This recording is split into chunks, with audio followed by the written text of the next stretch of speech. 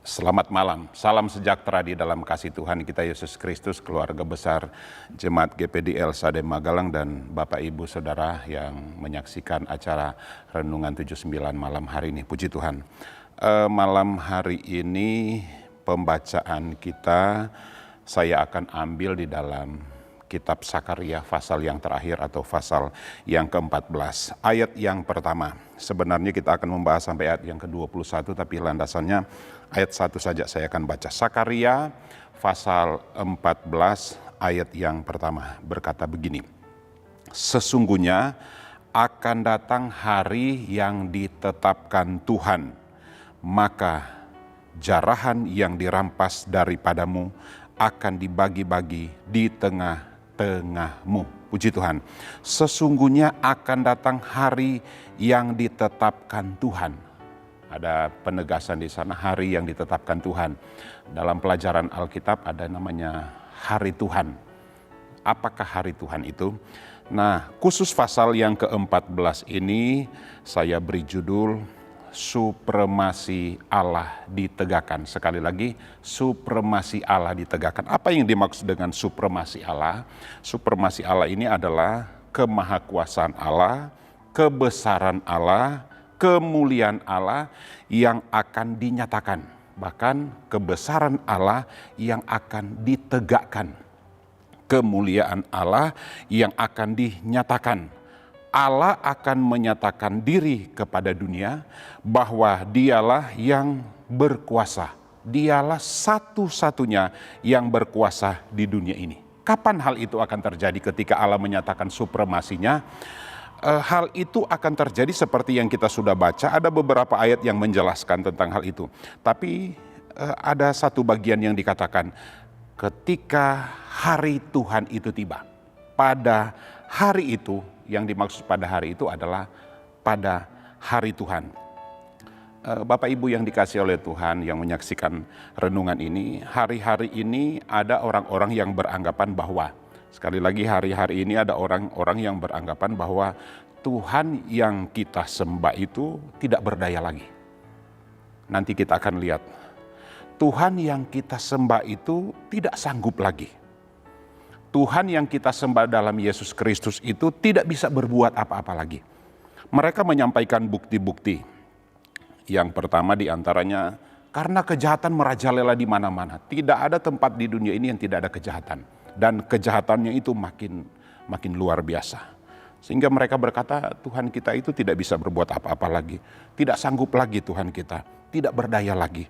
Mereka juga berkata, dengan terjadinya bencana alam di mana-mana terjadi.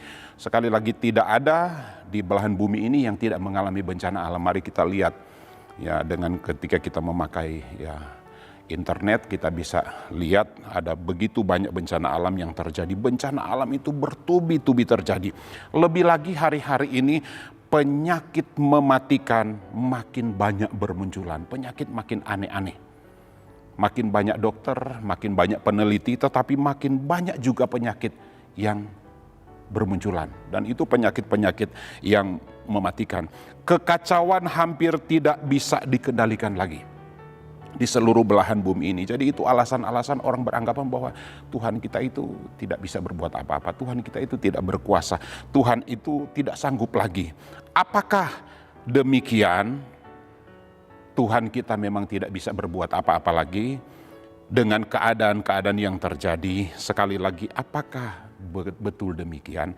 Kita akan melihat khusus pasal yang ke-14 dalam Kitab Sakaria ini menjelaskan tentang hari Tuhan. Dan hari Tuhan itu di mana Tuhan akan menyatakan supremasinya, kemahakuasaan, kemuliaannya, kekuasaannya, kedahsyatannya Tuhan akan nyatakan. Kita akan belajar dua hal saja dari hal ini. Dua golongan orang yang akan melihat dan mengalami supremasi Tuhan ini dan akibat apa saja yang akan mereka alami. Pasal yang ke-14 Kitab Sakaria ini terbagi dari dua bagian. Ayat yang pertama sampai ayat yang ke-11 kita akan lihat. Golongan yang pertama adalah secara garis besar golongan yang pertama ini yang akan mengalami melihat supremasi Allah ditegakkan kembali, supremasi Allah dinyatakan. Allah akan menyatakan dirinya bahwa Dia Allah yang tidak berubah. Pertama adalah golongan orang-orang yang percaya kepada Tuhan yang akan menerima keselamatan. Itu dicatat di ayat yang pertama sampai ayat yang ke-11. Bapak Ibu bisa melihat dan mengikuti semua pembacaan itu. Hampir semua di dalam ayat-ayat itu diawali dengan pada waktu itu, ketika itu. Kita dapat mengambil kesimpulan bahwa pada waktu itu artinya pada hari Tuhan menyatakan diri. Pada hari Tuhan menyatakan kekuasaannya. Pada hari Tuhan menyatakan kemuliaannya. Ada banyak di sana. Ayat yang pertama, hari itu hari Tuhan adalah hari untuk menikmati berkat Tuhan. Jadi ketika hari itu datang, hari Tuhan itu datang, supremasi Allah ditegakkan, maka orang-orang yang percaya akan diselamatkan. Mereka akan menerima, menikmati berkat Tuhan yang luar biasa. Ayat yang ketiga, Tuhan akan berperang dan menang. Menang artinya Tuhan kita bukan Tuhan yang tidak berdaya seperti anggapan orang lain. Sebab buktinya Tuhan akan menang.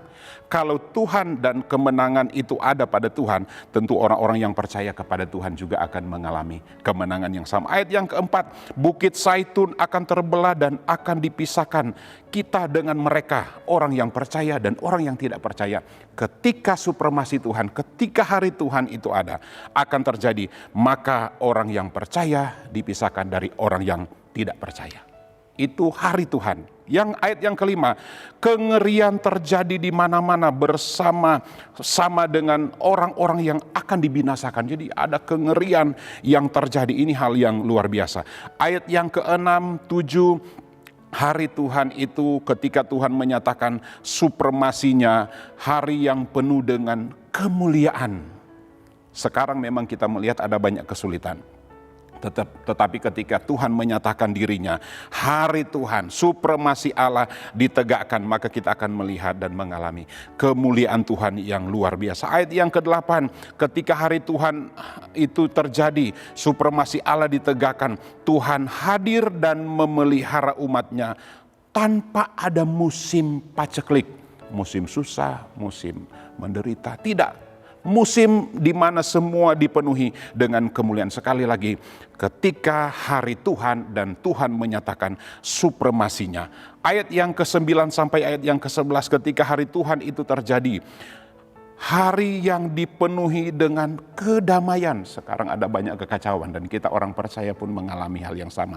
Tetapi ketika supremasi Allah ditegakkan, maka hari itu di mana Tuhan akan menyatakan kedamaian kepada setiap orang yang percaya. Kita lihat bagian yang kedua. Kepada golongan yang kedua, ketika Allah menyatakan supremasinya atau hari Tuhan itu ada. Mari kita lihat ayat yang ke-12 sampai ayat yang ke-21. Itulah orang-orang ada dalam golongan yang kedua. Mereka apa saja yang akan mereka alami ketika hari Tuhan dinyatakan. Hari Tuhan itu ketika supremasi Allah dinyatakan, orang-orang yang tidak percaya. Kalau yang bagian yang pertama, golongan yang pertama mereka yang percaya.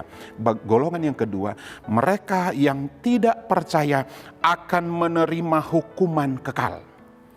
Ketika hari Tuhan itu dinyatakan, ketika supremasi Allah ditegakkan, dinyatakan, maka orang-orang yang tidak percaya akan menerima hukuman kekal. Mereka akan dihukum, mereka akan disiksa. Kalau di golongan yang pertama mereka akan mengalami kemuliaan, keselamatan, kedamaian kekal untuk selama-lamanya. Golongan orang yang kedua ini ketika Allah menyatakan harinya, Allah menyatakan supremasinya, ditegakkan kemuliaan dan kebesaran Allah. Mereka akan menerima hukuman yang kekal, siksaan yang kekal untuk selama-lamanya. Dijelaskan di situ, saya tidak akan membacanya. Daging mereka akan menjadi busuk. Akan ada kegemparan yang mengerikan. Mereka akan saling membunuh satu dengan yang lain. Akan terjadi siksaan, akan terjadi kesukaran yang besar. Ketika Allah menyatakan dirinya pada hari itu. supremasi Allah ditegakkan, maka orang-orang yang akan dibinasakan atau orang-orang yang tidak percaya akan mengalami kengerian yang luar biasa. Memang saat ini kita masih ada dalam kondisi yang sama. Yang tidak percaya, yang percaya kepada Tuhan, sama-sama mengalami hal yang keadaan yang kita lihat hari-hari ini. Tetapi ketika kemuliaan, kekuasaan, kebesaran Allah dinyatakan hari Tuhan itu, maka kita akan melihat ada perbedaan. Dalam kitab Maleakhi dikatakan kita akan melihat perbedaan mereka yang beribadah kepada Tuhan dan mereka yang tidak beribadah, mereka yang percaya dan mereka yang tidak percaya. Hari Tuhan itu terjadi ketika supremasi Allah dinyatakan, kemahakuasaan Allah dinyatakan, maka kita akan melihat di sana ada perbedaan. Jadi kalau ada orang yang beranggapan bahwa Tuhan kita, yang seperti saya katakan awal tadi, tidak berdaya, tidak bisa berbuat apa-apa lagi, itu tidak benar. Itu kabar atau berita hoax. Sebab Tuhan kita masih tetap berkuasa, Dia tidak pernah berubah. Dulu sekarang, mari kita tetap percaya kepada Tuhan. Mari kita tetap pegang teguh iman kita. Sebab di dalam kitab Sakaria, khususnya pasal yang ke-14 ini, kita melihat ada perbedaan. Kalaupun orang beranggapan itu sama kita semua di dunia ini, tapi bagi kita yang percaya kepada Tuhan, akan datang waktunya ketika Allah menyatakan dirinya. Memang ini kitab Sakaria pasal 14 juga ini berisi tentang nubuat tentang hari Tuhan, di mana satu kali waktu Tuhan akan datang sebagai Mesias dan hari itu adalah hari kedatangan Tuhan. Supremasi Allah dinyatakan.